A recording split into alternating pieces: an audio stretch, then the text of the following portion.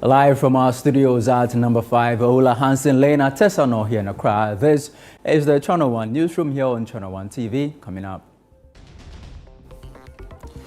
Healthcare providers at Gomoa Mprumem Chips compound in the Central Region unhappy about use of the facility as a community funeral center. Let's say, I buy no entry because your schools will play. It is a Pumudi and Kuya, unique. Will be placed in your current year.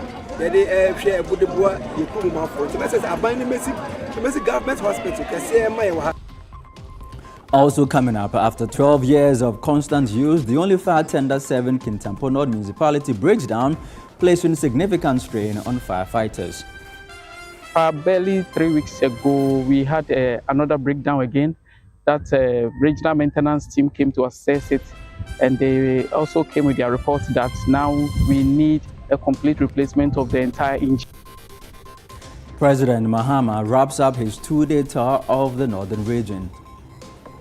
Constantly, we'll keep taking out the old transformers so that Ghana can have stable power. And so, like he said, I'll appeal to our people. The outages you are facing are not doomed, so it is to enable you get better quality and stable power. And later, minority in parliament continues to insist on alleged corruption at National Pensions Regulatory Authority. The NPRA, in an attempt to shield itself from scrutiny, chose to rely on IOS principles which are not binding under Ghanaian law and cannot override the clear provisions of the Right to Information Act. When a public authority refuses lawful disclosure, it raises more questions than answers.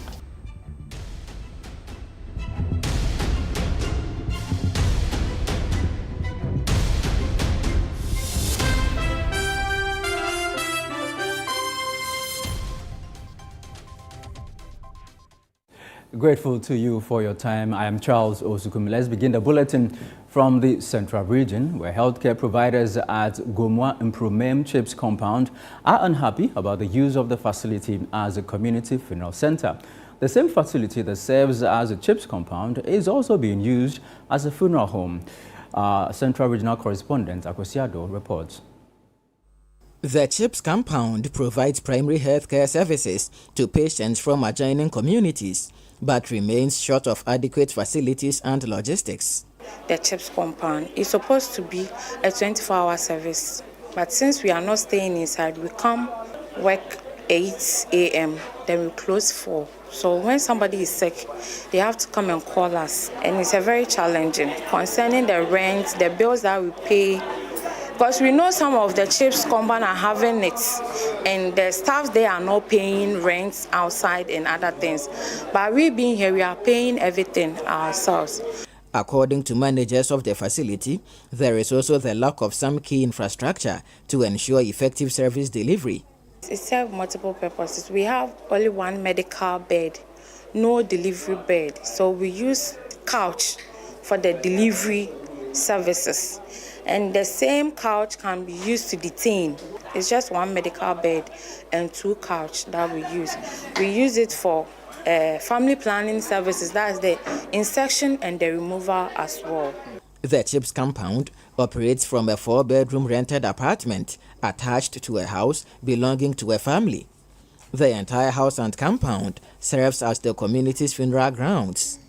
The display of dead bodies affects the psychology of both patients and caregivers. The noisy atmosphere also distracts service delivery. It's our main challenge is our permanent infrastructure. It's a rented place, so we are lacking a lot. When the 2 people come inside, because the place is not big enough, the confidentiality and the privacy is not accurate, because relative of both clients needs to come in when we need some in. Some community leaders have raised concerns about the situation and appealing for support. Anybody who can hear from Gomoa Mprumem, the burden of our clinic, they should come to our aid and assist us to build our clinic. It is a community-based program that we are doing. Let's say, I buy no entry because your schools will play.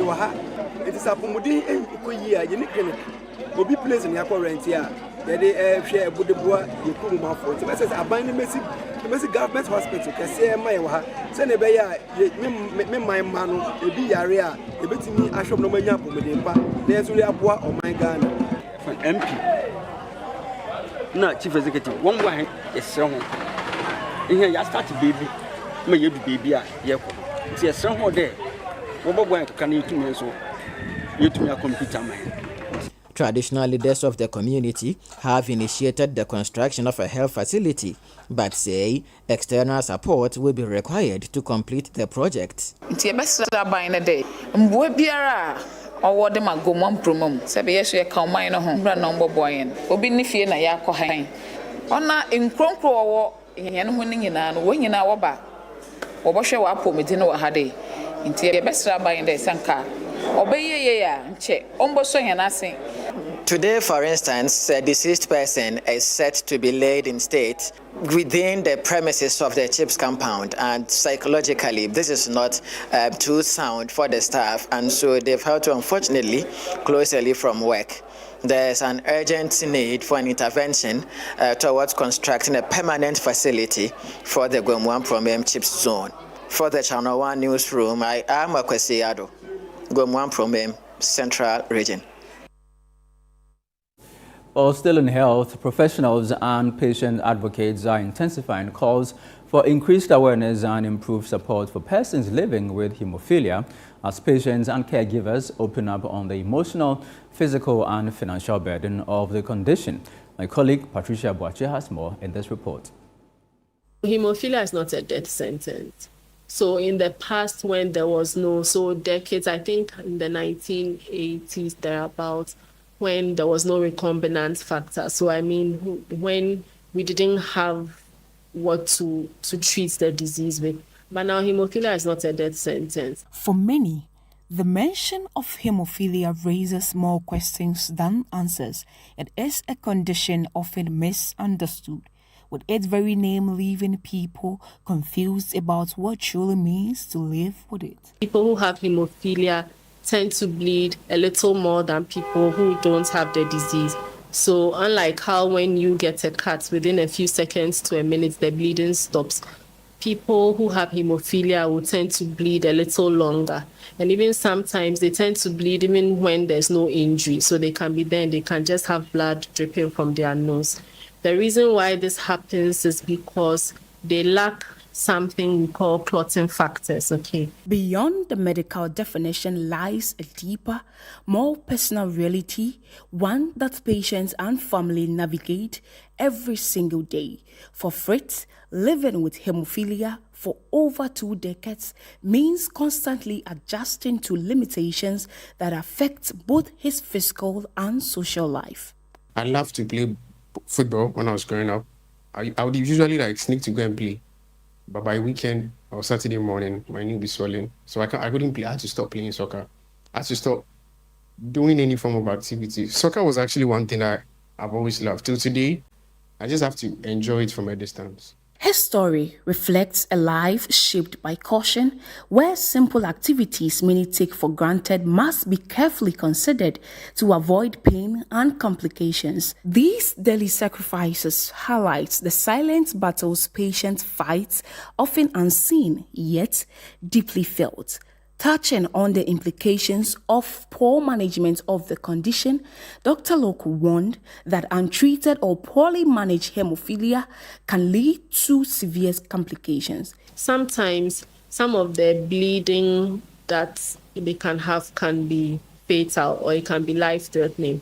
Like I mentioned, sometimes people have repetitive bleeding into certain joints. So sometimes you can see some hemophilia patients who have a joint deformity. So in that instance, that joint is destroyed. So they can have a lot of pain in that joint. Sometimes the joint becomes stiff. They are not able to flex.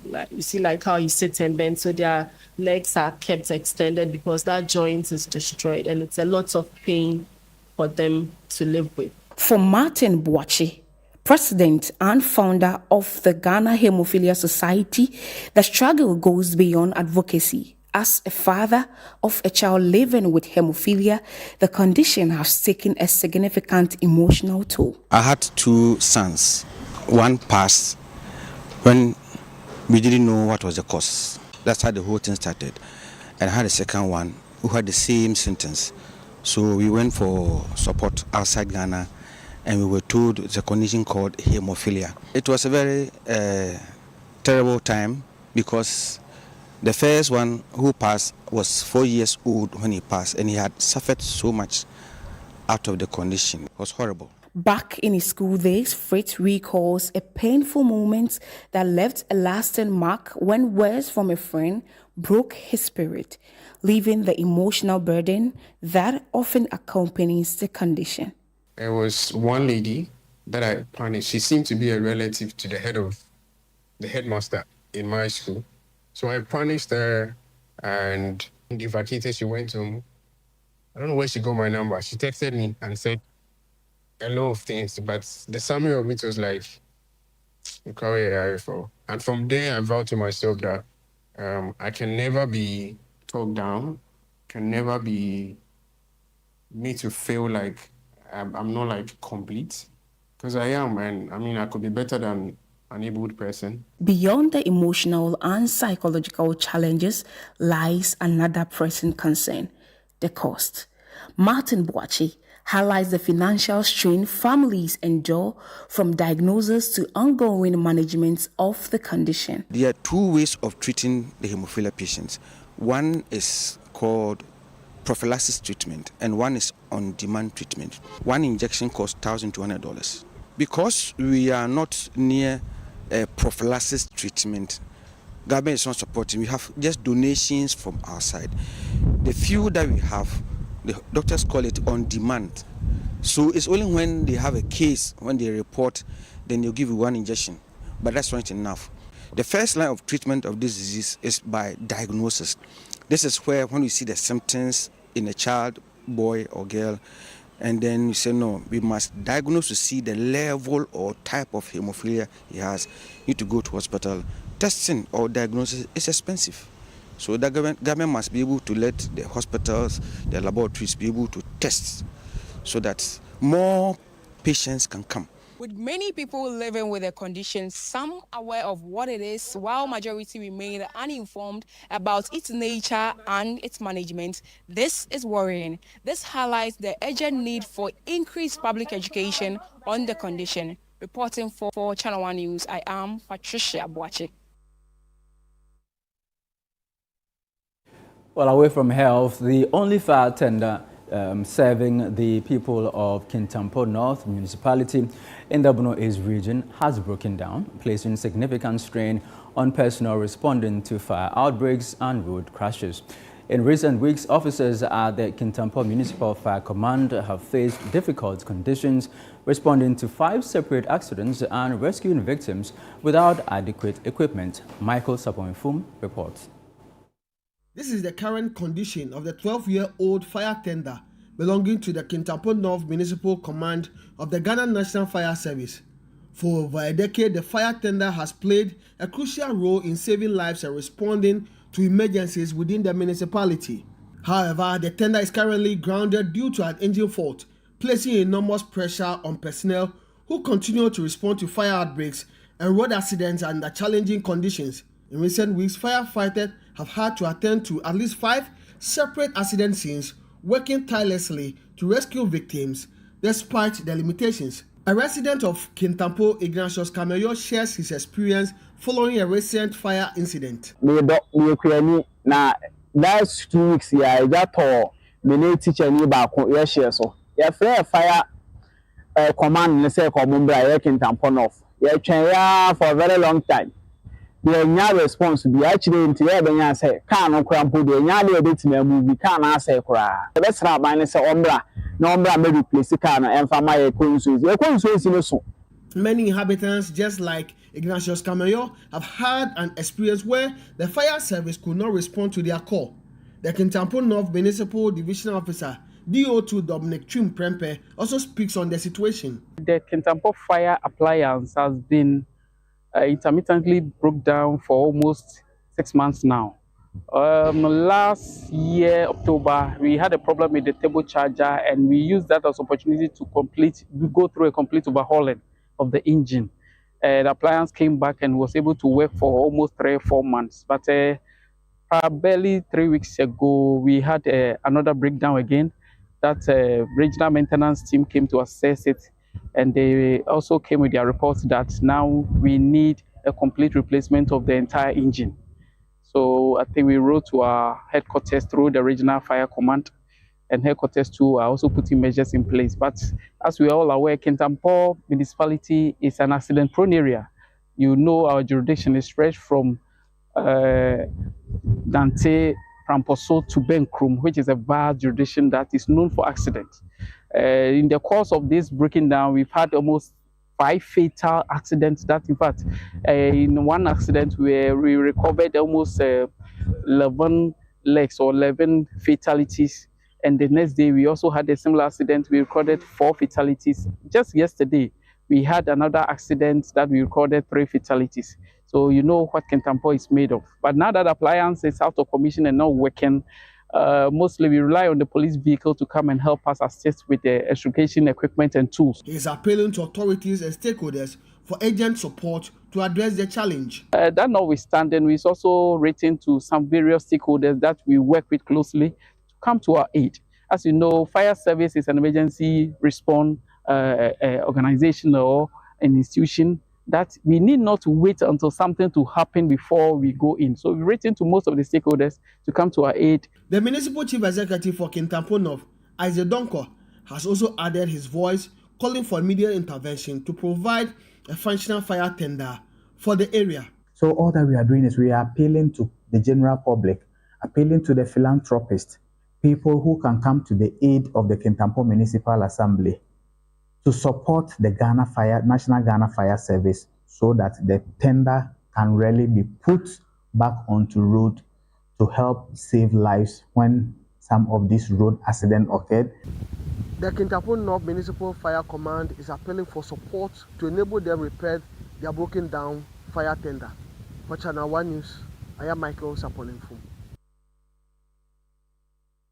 Well, you're still watching the Channel 1 Newsroom here on Channel 1 TV. In more news, President John Dramani Mahama says he is confident of stable power supply across the country, as he says government is intensifying efforts to improve electricity delivery.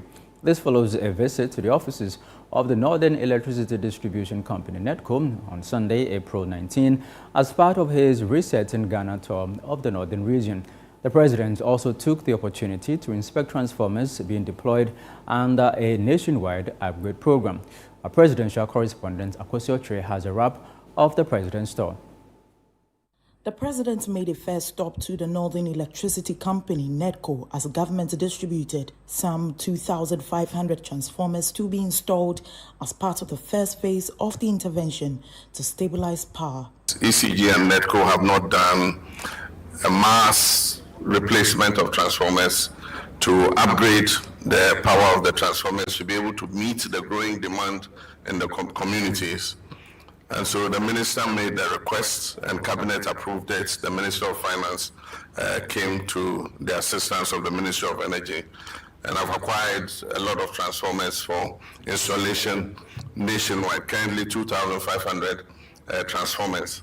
And so we're going to see stable power after this first phase. And like you said, after that, constantly we'll keep taking out the old transformers so that Ghana can have stable power. And so, like you said, I'll appeal to people. The outages you are facing are not doomed, so it is to enable you get better quality and stable power. But like you said, anytime they're going to replace transformers, they'll inform the people in the area so that they are aware that their lights are going to be put off for a while until the transformers are installed. One of the things that I'm happy about is a lot of these transformers are produced locally in Ghana. The region is set to have its catheterization laboratory at the Tamale Teaching Hospital. Construction work is ongoing as President Mahama paid a visit to inspect the ongoing works as he expressed satisfaction. I think that I'm impressed with what we've seen. What triggered all this was a medical doctor in Kumasi needed the services of a cath lab. They call it a cath lab. It's used for angioplasty, am I right? And the one in Kumasi was broken down. They rushed him to Accra. The one in Accra had a fire incident and was out of service. So unfortunately, he died. And so it was decided that we'll procure 2 cath labs, one for Accra, one for Kumasi. And we said, but why don't we get one for Tamale too, so that at least geographically across the whole country, we'll have a cath lab, so that in the event that somebody needs that urgently, they'll be able to be treated. When the one for Tamale was brought, we realized that it didn't have all the supporting services to be able to make it functional. Because the one in Accra is at the cardio center. They've got their ICU, they've got their wards, they've got their consulting rooms and everything. So it meant that we needed to build a whole cardio center for Tamale in order to install the cath lab and give them all the ancillary services to be able to intervene in case anybody. The tour ended with a citizen engagement and the University of Development Studies, where the president addressed current issues, including the recent egg glut recorded in some parts of the country. As I speak now, there's a glut in the production of eggs. Poultry farmers are complaining that they can't get a market for their eggs. And so, because of the poultry programs and all that we've done, the supply of eggs has increased. And that's why I've said that we should find a way of getting the school feeding program to absorb the eggs and give it to our children to eat. If we can't sell it, let our children eat the eggs. We are working to resolve these problems, but the resolution of these problems take a bit of time. Well, for more on the power situation in the country, we're joined on the phone lines by Collins Adomako Mensah, the Deputy Ranking Member on Parliament's Energy Committee. Good evening to you, Honourable. Thank you for joining us here on the Channel 1 Newsroom. For the minority on the Energy Committee, what is your assessment of the power situation currently? Well, good evening to your viewers. Currently, I'm in Kumasi, the Ashanti region. As I speak to you, the lights have gone off 3 times. It just came back, and the current is also extremely low. I returned from my constituency to Kumasi, and I spent 2 days in my constituency. The 2 days that I was there, the lights were off. And I've received similar complaints from other regions, another part of the Ashanti region. And so the assessment is that it's not a good scenario. The power situation now, especially for me coming from the Ashanti region, it's not something, it's not anything to write home about. I heard the president indicating that what we are experiencing now is not doomsday, and that they are undertaking some maintenance work, changing some transformers and all that. That is good news. I'm happy if government is making efforts to upgrade some of our machines in order to give us some better service. But currently, until that is completed, the situation is very bad. So you agree with the president that we have not gotten to the point where we can describe the situation as doomsday, as it is locally referred? I always tell people that lights coming on and off is how he who feels it knows it. Okay. As I speak to you now, the situation is quite unbearable.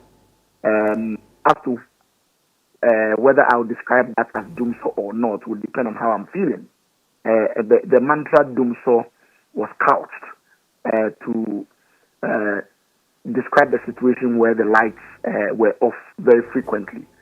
And I can tell you that that is what we are feeling now. It's quite unbearable, and it's quite frequent. The light off situation is quite frequent at the moment. So somebody may describe it as a doomsday. But as I said, the president also has his own definition of what doomsday means. During his first time, power generation was itself a problem. And I think it is on the basis of that he feels now we have a lot of generation capacity, but it's been available is the situation now. Well, the president says that they have procured over 2,500 transformers, and judging from the fact that ECG and Greco, we've been told in the past, have a lot of obsolete equipment, this must come as good news. Well, if you go back to the activities of ECG, Greco, NETCO, NPRA, procurement of machines and transformers is nothing new. It's been a recurring activity for them. Changing of transformers and changing of other equipment, I'm not too sure it's something new. Of course, if transformers are bought, it has a lifespan, and so if at this particular point in time the lifespan of those machines have outlived their usefulness and it's time for them to be changed, I'm not too sure if that is a novelty. But as be that may, I think I'm happy in that, if not for anything at all, some activities is ongoing to upgrade some of our systems. In Kumasi, for instance, I listen to the ECG and they tell me that some of the transformers, the load on some of the transformers have become a little bit more than expected, and therefore they must be upgraded or a new one with a bigger capacity should be installed. So I'm happy that the government is taking that initiative, but I'm saying it's not a novelty. It's something that happens all the time within the industry. All right, now let's talk tariffs. The PRC boss told us recently that they are now establishing a new tariff regime to support the 24-hour economy. Is Parliament aware of this? We are not aware. They've not briefed us on this particular 24-hour economy tariff that he's talking about. What he should be more concerned is the concerns the minority raised. That if you look at the projections as against the actual that is used in calculating or determining the tariffs, there's a huge variance. For instance, last year, a total of about 17.5% of variance that we after our calculations. So let's say, they use interest rates or exchange rates, they use inflation. So they project that this quarter we are using 15% interest inflation to calculate tariff adjustment. At the end of the quarter, the actual will be about 6%. And it's run through the whole of last year. We have made this point known to them that clearly consumers are being overcharged on the basis of the projections and the actuals. So I think you should focus our attention more on correcting these anomalies. In fact, the 4% reduction that was announced, we have called that 4% should be increased to about 10%, because on the basis of the differences in actuals and projections, we believe very firmly that consumers have been shortchanged or overcharged. I think they should focus their attention more on correcting these anomalies rather than coming with a new tariff to as it were, shoot a political campaign promise. And clearly, the 24-hour economy mantra has not even taken off, let alone for a tariff regime to be created just to fit a program that is yet to take off. On consumers being overcharged, I know your committee has been doing some work on the prepaid credit depletion issues. Have you received any explanation as to what the situation is? The minister, when the complaints came up, the minister informed us that he has put together a committee to, as it were, investigate and report back to them in 10 days' time. Unfortunately, as I speak to you, it's been over 2 months. We raised the issue through a press conference and requested that, if not for anything at all, the report of the investigative body should be made public. As I speak to you, that report has not been made public. PRC assured us that after the investigations, if it turns out that ECG overcharged consumers, consumers will be reimbursed. PRC themselves have not come back to us, we the consumers, to inform us of the outcome of the investigations. And so, my brother, yes, we've raised the issue. The minister promised that he's going to relay back to us as to the outcome of the investigation. That has not been done yet. And I think PRC, being the regulator, should be more interested in the consumers' issues than, as you put it, drawing up a new tariff regime. Honorable, and finally, before you go, what is the minority's position on the recently announced reduction in fuel prices, 2 cedis for diesel, 30 pesos for petrol? We had requested about a month ago that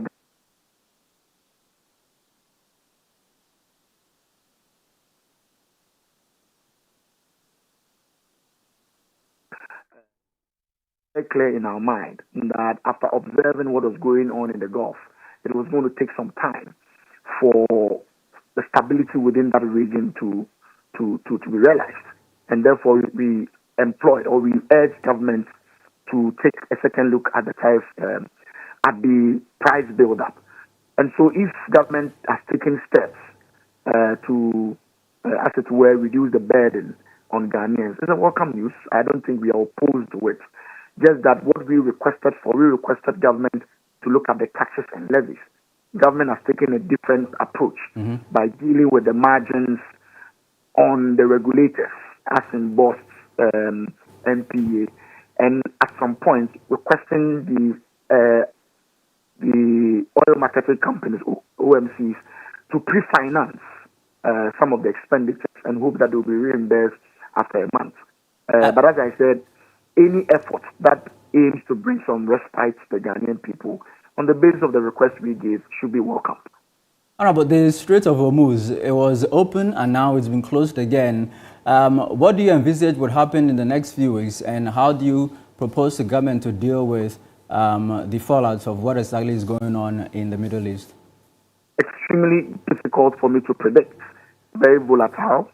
I just saw a tweet from President Trump, who has also again turned to Iran not agree to some of the terms. That is quite scary. I'm not too sure I can easily predict what is going to happen. I understand this predicament when the government said this relief is for just a month. I'm sure the whole idea is to also observe what will happen within that enclave before a new decision is either reviewed or is extended. Okay. For what I'm seeing, it's quite clear to me that if by this week we don't reach a consensus, government may have to extend the relief package. All right. Thank you very much. The Honorable Collins Adumaku-Mensah, Deputy Ranking Member on Parliament's Energy Committee. You are still watching the Channel 1 Newsroom here on Channel 1 TV. Still ahead.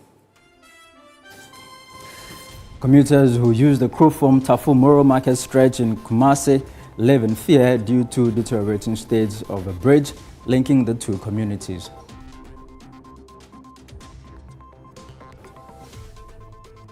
We have details of that shortly. Please stay with us.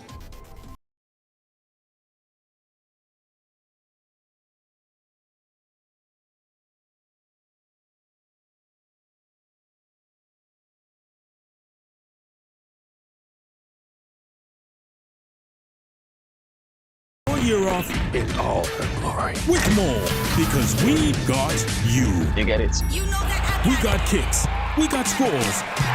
We got action. We got roars. It's my specialty. We got drama. We got fun. We got more for everyone. With an upgrade on us, just for you. More channels, more shows, more reasons to stay. We got you. DSTV, we got you all the way. The best part of going home is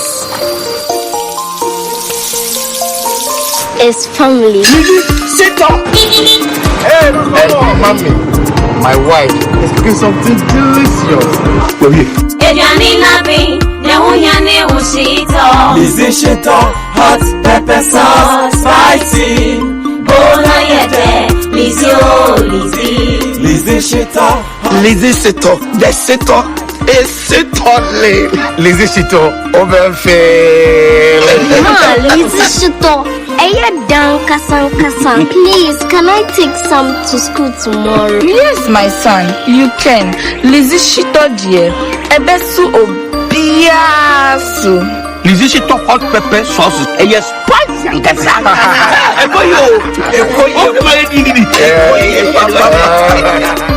Shito hot pepper sauce. And it's spicy. For bulk purchase, kindly contact 050-168-3344 or 050-155-0998. This advert is FD.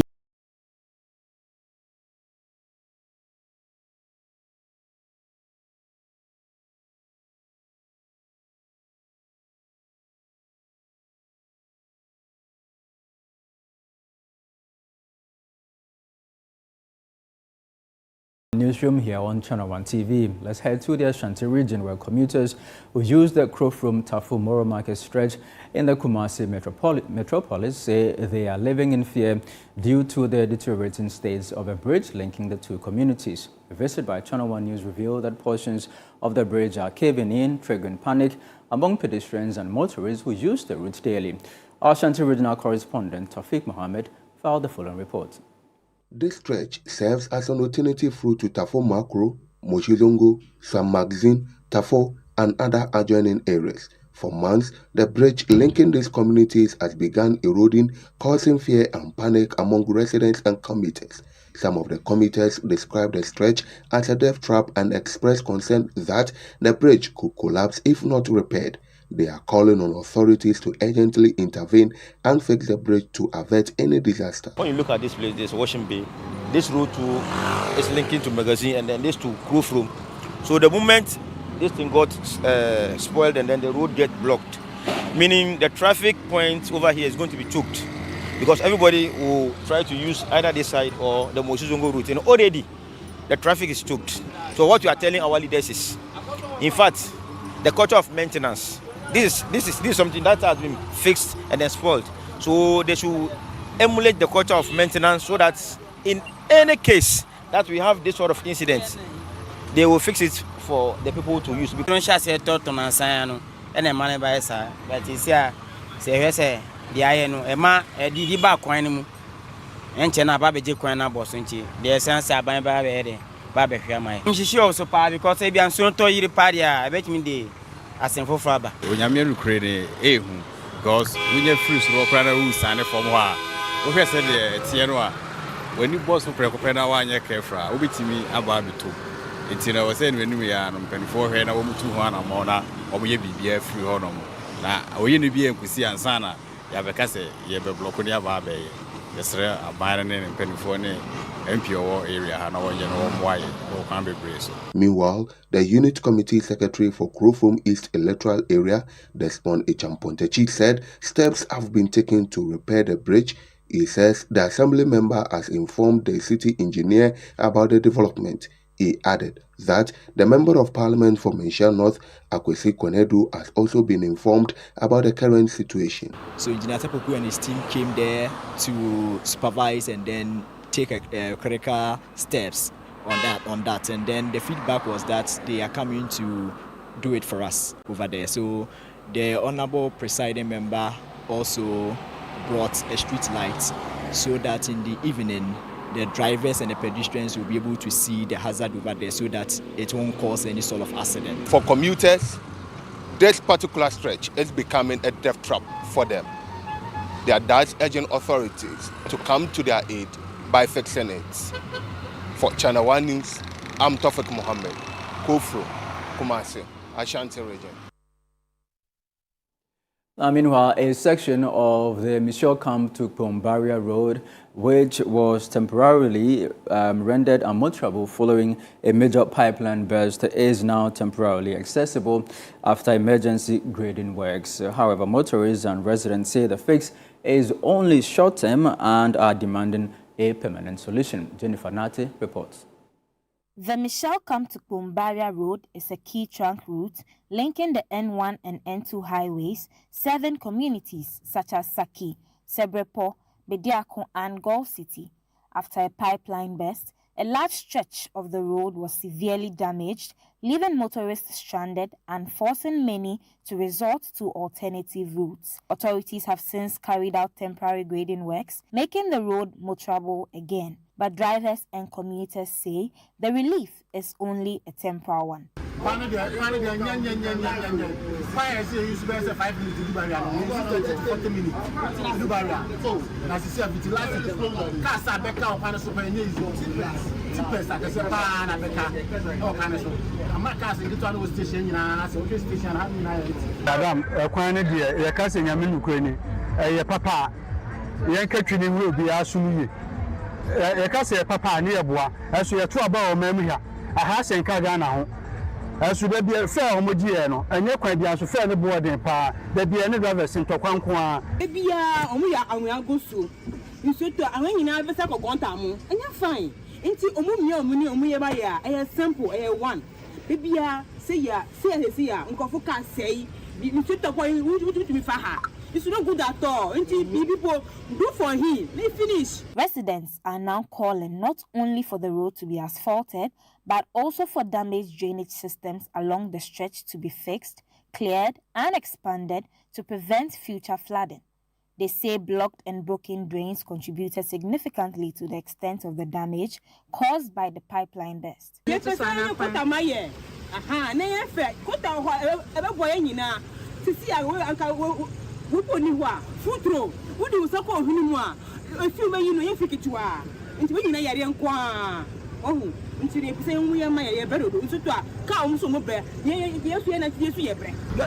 the gutters are choked and the waters are not going through. So definitely to come on the road. So what they did yesterday is nothing. They didn't do anything. They have spoiled the issue.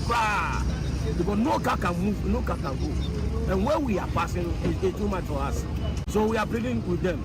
They should come and do something immediately. The road serves both light vehicles and heavy-duty trucks, including fuel tankers traveling between the N1 and N2 corridors, making its condition critical to transportation in the area. The municipal chief executive for the Kintampo Municipal Assembly, Samuel Tete Koshi-Morton, says a contract has been awarded for the construction of the road, although work is yet to begin. Black Oak has visited sites.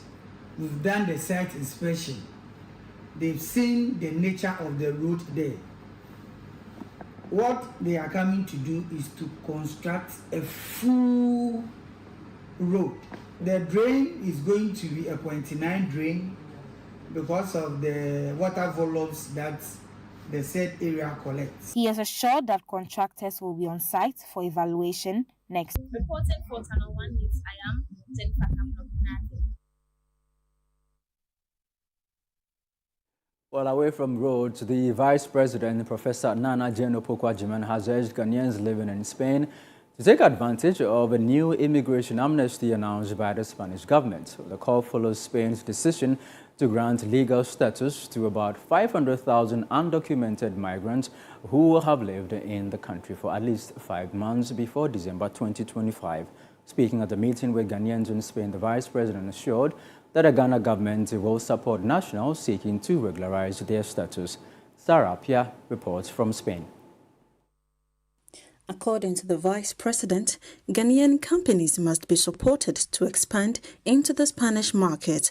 This, she explains, is necessary to ensure mutual trade benefits and stronger economic cooperation between the two countries. Support each other, work with each other, and just keep your eyes on the bigger vision. It's going to be 60 years in Ghana-Spain relations. Only yesterday we visited the GB Foods. What I want to see, very simple. Spain has been in Ghana for as long as Ghana has been in Spain. Where is our equivalent of GB Foods from Ghana in Spain? Foreign Affairs Minister Samuel Okudzeto-Ablakwa says trade between the two countries must go beyond current levels to strengthen diplomatic relations. He notes that annual trade between Ghana and Spain stands at about $300 million, but should translate into deeper cooperation. Next year, we will be commemorating 60 years in Spain-Ghana relations. And we have to begin to think about that commemoration. It has to be impactful, it has to be worthwhile, and it must advance the development of our two nations. I met my counterpart yesterday. I told him that it is not acceptable looking at how we trade amongst ourselves. Look at GB Foods, the vice president was with them yesterday. They've employed thousands of Ghanaians. They have assets. You have so many Spanish companies. Our trade volumes are huge, in excess of $300 million every year. So it is really not the best that at the diplomatic level, we don't have an icing on the cake. So we need to work towards that. Well, this is still the Channel One Newsroom here on Channel One TV. Still to come. Minority in Parliament accuses National Pensions Regulatory Authority of deliberately refusing to comply with the right to information request. We're back in the GP. Please don't go away.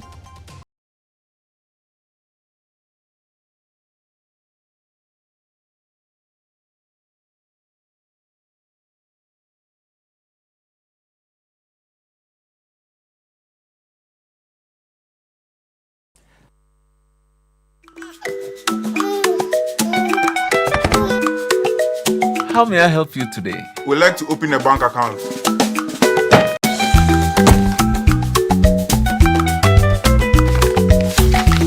Sign here, sign here, sign here, and here. And now you draw direction to your house. I need your thumbprint. And I'll need your birth certificate too. No, I need the original. A lot has changed since you bank like this. So have we. We've made it easier than ever to open an account online and bank on the go through our mobile app, online banking, and more. EcoBank, a better way to bank your way. Sign here, and here. EcoBank, the Pan-African Bank.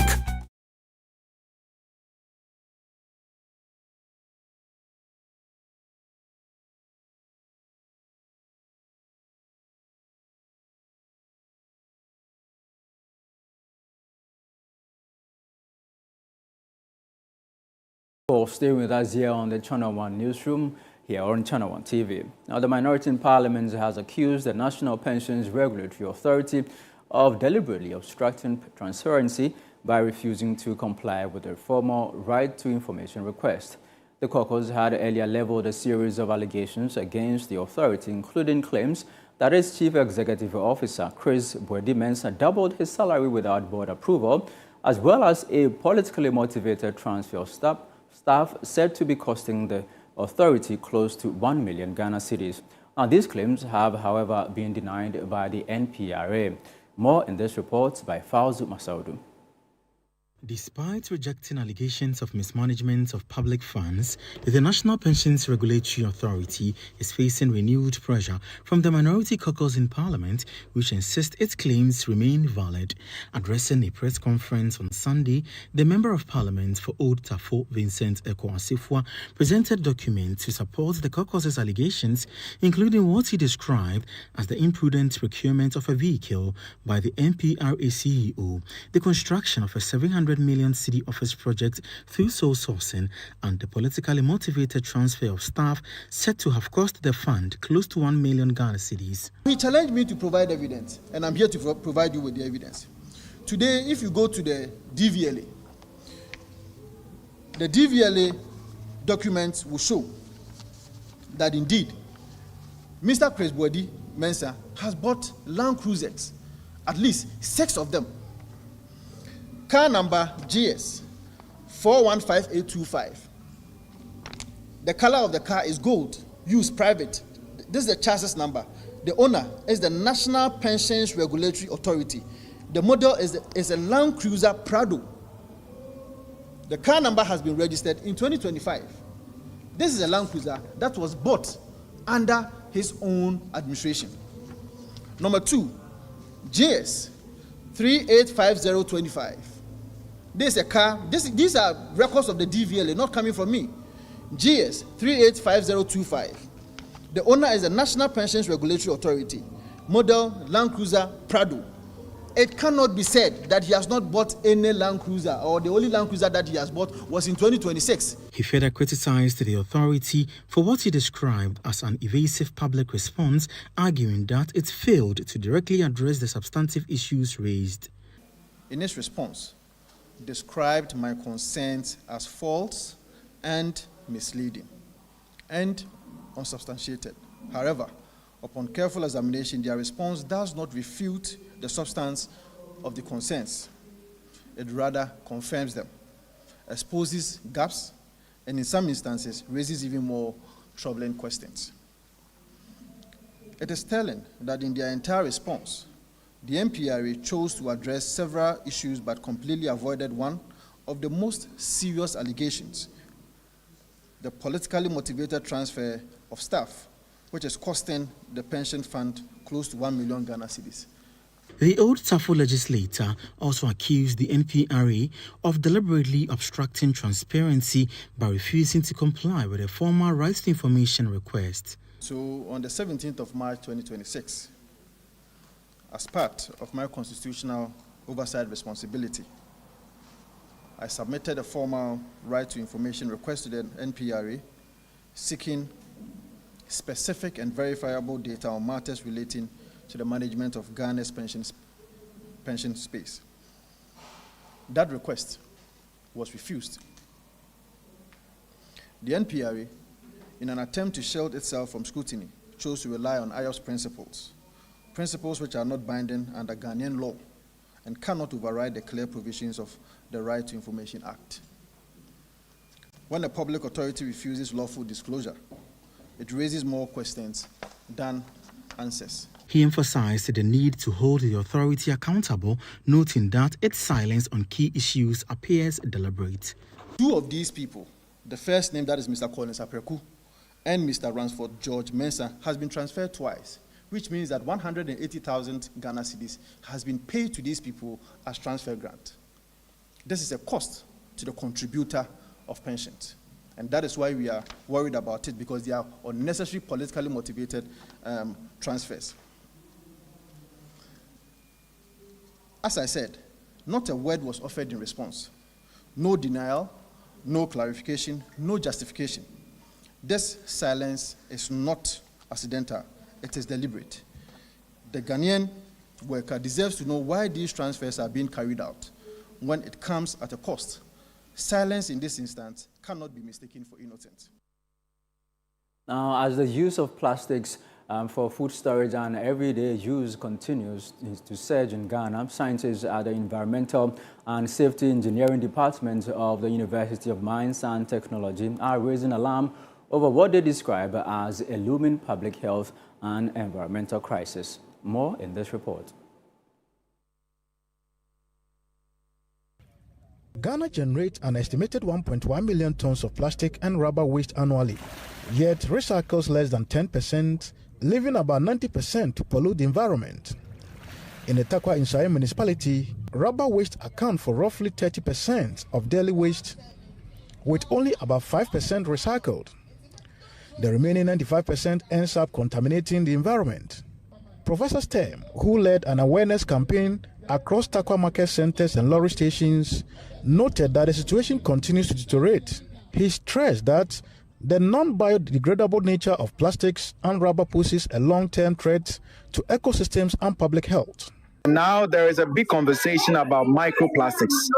Microplastics are tiny parts of plastic that we often do not see. They find their way into our ocean. It is estimated that by 2030, we are going to have more plastics in the ocean than fishes. So you can imagine a fisherman that goes to sea to go and fish, and then you are going to get plastic instead of fish. Plastics, when they get into the environment, they have so many effects. An example, if you are consuming fish from a plastic polluted river, the plastics gets into the fishes, and when you consume the fish, the heavy metal that is now on the plastic has gotten onto the fish, and therefore you are going to get that effect. The other thing is that very common in Ghana and the municipality, most people get rid of plastic by burning. And if we burn plastics, we are releasing toxic chemicals. Examples are dioxins, furan, and heavy metal vapor that we are releasing into the environment.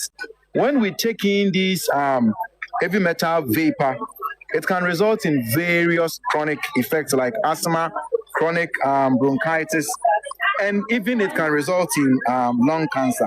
Beyond environmental concerns, Professor Stem, who also chairs the UMAT World Health Committee, highlighted the health dangers associated with putting hot liquids in plastic and rubber containers, urged the public to adopt safer alternatives. If you look at the rubber bags, the plastic bags that we've been using for hot liquid, ideally they are not supposed to be used to store hot liquid. They can be used to store solid and then cold liquid. But if you use that to store a hot liquid, what happens is that the heat is going to dissolve some of the chemicals in the plastic. And these chemicals that are dissolved are now going to be in solution, and therefore is going to be in the hot liquid, either cocoa, either tea, whatever hot liquid that you have inside. Invariably, if you consume that liquid, it means that you are consuming the chemicals that has been released into the hot liquid into your body. It would be small quantity, but the more you continue to consume it, you realize that it will begin to accumulate in your body, and you begin to see the effect. The effect will not be a short-term effect. It may be a long-term effect that you will see maybe in 10 years, in 20 years, in 30 years. So the advice is that let us all try to stay away from consuming liquid that is stored in these plastics, in these rubber bags. If hot, especially the hot ones, if you can have your own container that you can use whenever you are going to buy cocoa, or you are going to buy tea or oats or anything that is hot. And that will be all for this package of the Channel One Newsroom here on Channel One TV. Do visit our website.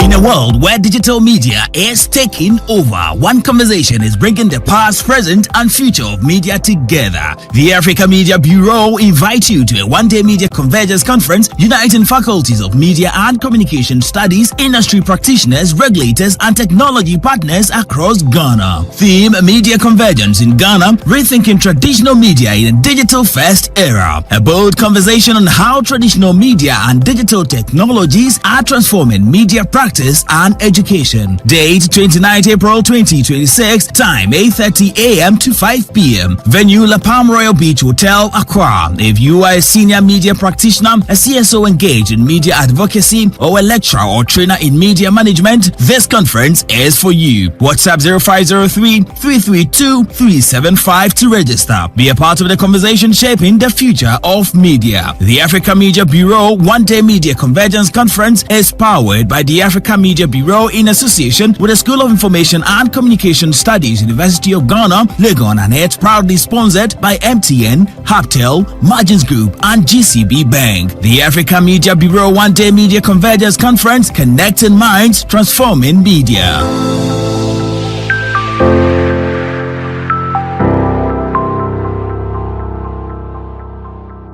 The call of forgiveness. May God grant you the grace. This April, 97.3 City FM